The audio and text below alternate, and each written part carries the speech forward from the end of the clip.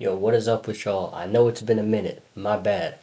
Alright, so today this idea popped into my head of what I wanted to show you guys. And it's something that a lot of producers struggle with that can be a lot easier and a lot quicker than they make it. And that's hi-hats. So hi-hats are pretty essential to your beats. If they're off or if they're off key or it's a wonky pattern, the whole beat could get screwed up because that's kind of what keeps the flow and rhythm going. But a lot of producers don't know how to do them quickly and effectively. So a lot of producers that I've seen, they want to go into the hi-hat roll, and I already have a pattern laid out here, but imagine I took that out. If what they do is they want to place down like every single hi-hat individually, like they want to go.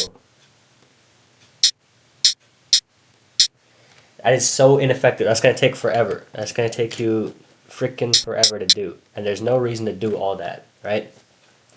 What I'm going to show you is how to do, instead of that, how to get hi-hat patterns that are pretty complex like this quickly. Just some quick shortcuts that I want to show you guys. So let me play the beat first so you can hear it. It's not my best work, but it's on my cooking.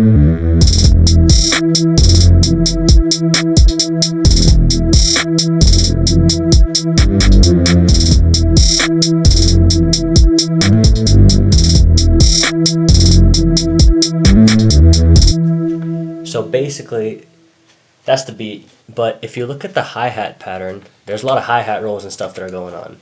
Like right here, there's a tighter one here.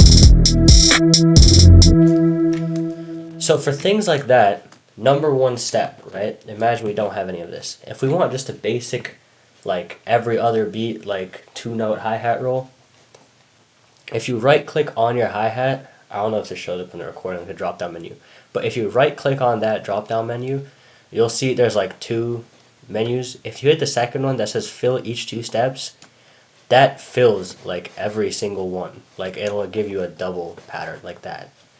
So that makes it so much easier than clicking it in, and I'll just give you a basic.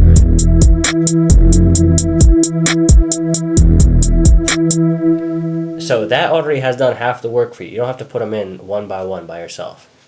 But what that is going to do is it's going to default to putting them all on the C note, like the middle C, which is C5 in FL Studio.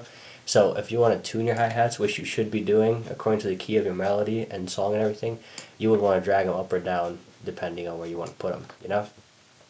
But that just makes it easier. Instead of putting each one individually in, you can just hit fill in each 2 steps. Now there's also options to fill in each 4 steps, which would make it like half that. And there's even fill each 8 steps. I've never used that. It's pretty slow in my opinion. I don't really make many beats that could fit that. But for things like this, imagine I have, if you want like a hi-hat roll, right? Like take just this for example. You hear that like. For stuff like that, you don't have to go in and see if I place one note. You don't have to go in and like place each individual one, and a lot of times you can't get it perfect if you do that. So what you want to do instead is imagine if I just placed one note down, right? This is what I have right here. Hold on, let me imagine I have this, right? I want to turn that into that long roll that I had before. What you can do, just stretch this one note to however long you want the roll to be, highlight it, and hit Alt-A. So Alt-A pulls up like an arpeggiator menu. Again, I'm not entirely sure if you can see this. I don't think you can, but there's like a little window that'll pop up that says piano roll arpeggiator. And with that, if you change like there's a wheel that says time MUL, so like time multiplier. You can basically drag that down however far you want, like down the wheel, and that's going to cut, it's going to arpeggiate, and in this case, because we're using hi-hats, basically cut the hi-hat into parts, into however many parts you want, so then that way you can get like that roll, like a hi-hat roll, instead of clicking each one in. So you can see like I'm messing with it. You can't see the menu, but you can see I'm messing with like the arpeggiator function here.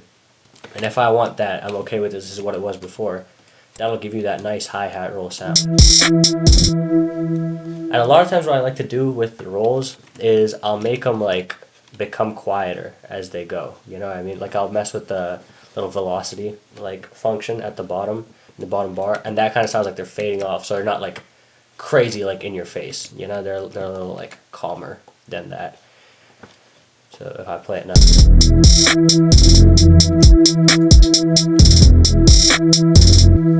so you know, just simple tips and tricks can save you a lot of time, and by saving you time, you can make more beats in a day, giving you more exposure and more of a chance to make it on the Billboard. You know, simple enough. You know, so that's one tip that I want to show you guys. Another thing that makes your beats sound good a lot of times is doing this. So if you put hi-hats like for little like basically like double patterns like this, if you put them like one or two notes down, but keep them in the scale obviously for whatever key you're using. But if you make them like deeper or lower than the other notes and make them a bit quieter, you can see these two notes are quieter than the rest of the pattern. That gives it like a good like depth. It gives it like bounce. You know what I mean? So imagine if these two were just up here in the same pattern and they were all just, you know, at this same level. It would sound like this. So not that great, right? Now if I mean it doesn't sound terrible, but it can sound better. So if I bring it down just two notes and then I make both of them just a bit quieter, that gives it like a little bounce. Like it gives it a little, you know, it gives it a little color to it.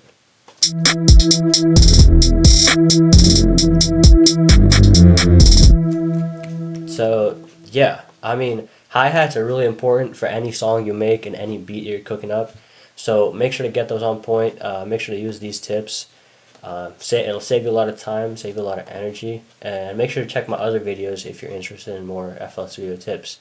If you want more in-depth teachings and stuff, you want one-on-one beat reviews, make sure to go to the description of this video. I have a link to my bedroom to Billboard Academy, and that's where I do one-on-one beat reviews. I got a whole academy set up there that has like a whole walkthrough of FL Studio, FL Studio tips, tricks, just like this, how to network, how to talk to other producers, and yeah, I mean, if that sounds like something that's meant for you, be sure to check that out.